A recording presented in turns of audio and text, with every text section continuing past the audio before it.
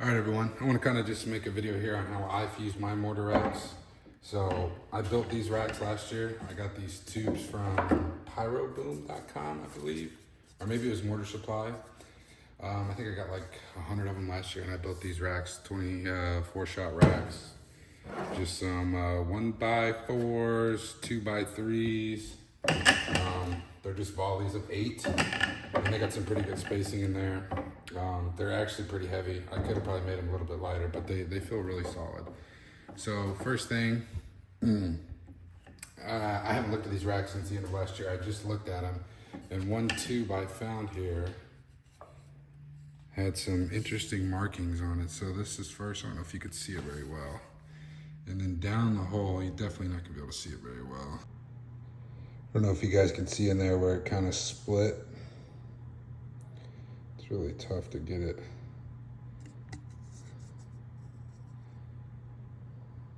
I had noticed the plug on the inside was cracking. I've never really seen that before, so I'm just not going to use it unless I hear back from maybe some of you guys in the comments that can explain if it's safe to use or not. Maybe I can show a picture. It's like cracking on the inside there. So the way I like to do my method is zip ties, fusing, and this is for my finale, so I don't really care about, you know, the effects and everything. But so the way that I like to do it is I take each shell and I like to put them, the way that the fuse goes into the shell, I like to put them in that order into the tube, all the way down, back and forth. I don't know if it's an OCD thing. Maybe it helps with timing, maybe it doesn't. So I'll go like this for that one. Like this for that one. And these are Excalibur shells. Obviously they were good probably like 10 years ago, but they were free, so can't complain about free fireworks. And yeah, like I said, this is for my finale rack, so I don't really care too much about the effects. I do kind of care about how fast it goes. I'm gonna be using this pink fuse. I believe it's 15 seconds a foot, something like that.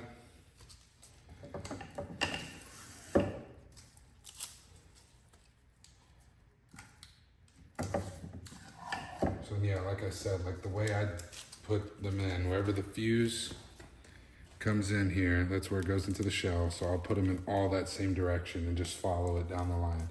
So this first row, I did them all this way. The next row, I'm gonna do them all this way. This will be my start, this will be my end. And like I said, I don't know if this helps with timing. Maybe it does, but I think it's just an OCD thing.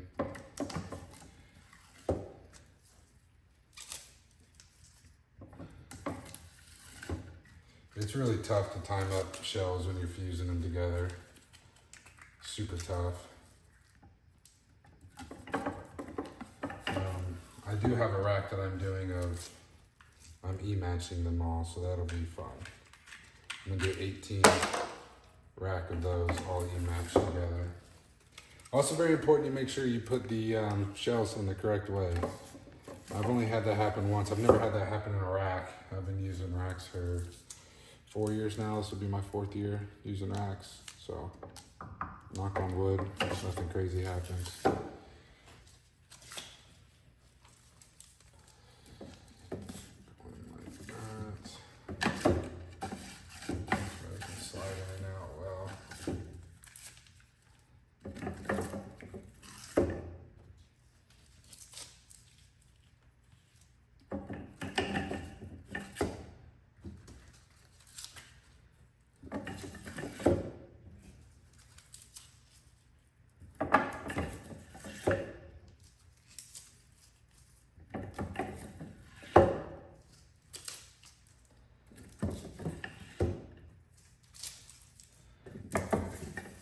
That's 24 shells.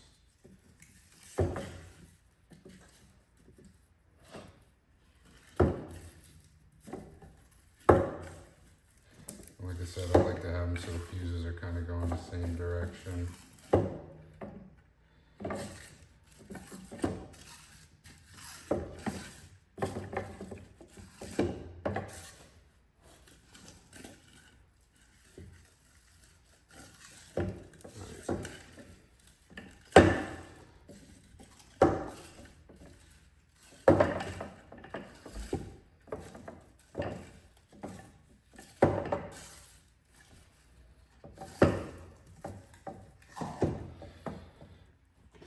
you're gonna need you a pair of these. These are just like, I think I got these off of Mortar Rack Supply too. They're just some multi-cutters. It's bladed on this side, and it's like a rubber on this side. So no sparks or anything happen. So the thing about fusing mortar racks is you don't even really need fuse. You could just go zip tie them all together, but then it just messes up the spacing. That's my biggest pet peeve with racks. I love them, but the spacing and timing of them sucks. And I've never really been able to find a good solid solution where they're each spaced out. And I think there's a lot of inconsistencies on this mortar fuse. I saw one dude on YouTube who would take some pink fuse like this and refuse all his mortars. I'm not doing all that. But what you can do is cut a little bit off of each on the top to get rid of some of that fuse. Because like I said, you could just fuse all these together, and then there's really no point of even having a pink fuse like this. So that's what I'm gonna end up doing today. So like I said, I think this is 15 seconds a foot. So we're just gonna roughly kind of guess here how much we're gonna need.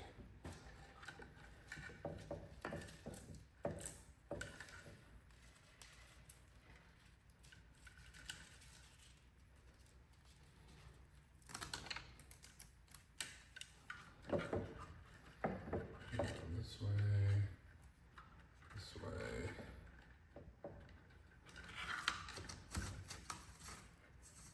Maybe that way. Just gonna use not much. Okay. And if worst comes to worst, I can cut a bigger piece.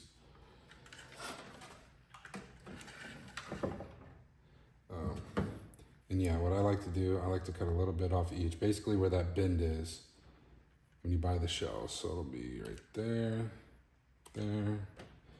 I feel like this is a good way to help with some spacing, but again, it's the same thing. You really can't, it's not consistent when fusing racks.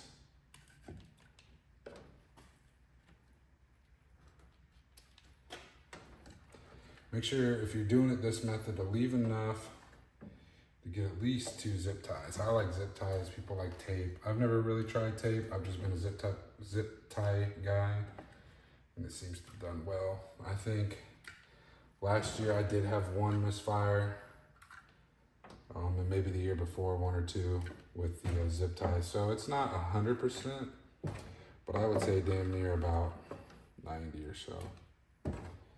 90% effective. And I'm not getting too deep with measuring this. It is for my finale, again, for the 15th time. I just don't want them all going off at the same time. A little bit of spacing is nice. Just regular ass zip ties. Come in here, make sure you leave a little bit for a leader.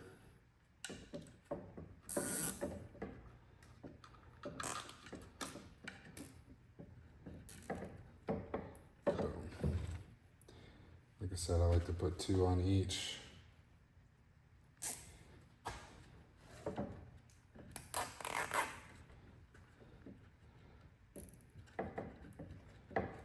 Just like that.